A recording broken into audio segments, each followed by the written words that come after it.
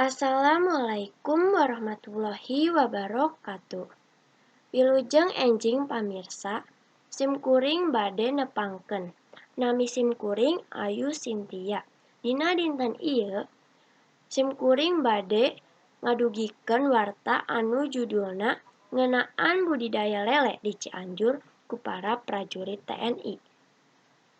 Ngeunaan budidaya lele di Cianjur ku para prajurit TNI ieu mangrupa usaha sampingan para prajurit ornamen Cianjur anu mangfaatkeun lahan kosong anu legana 800 meter.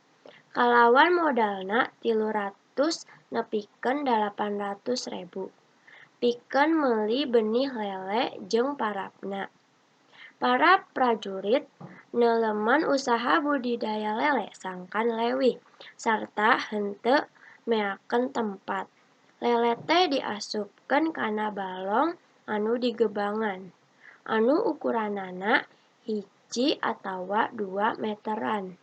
Henteu tanggung-tanggung ieu prajurit TNI nyieunnan 22 balong. Sabalongna diasupan 200 benih lele. Pamirsa mung sakitu anu kapihatur wilujeng patepang dieu dina warta anu bakal dongkap. Amit mundur amit mungkur. Assalamualaikum warahmatullahi wabarakatuh.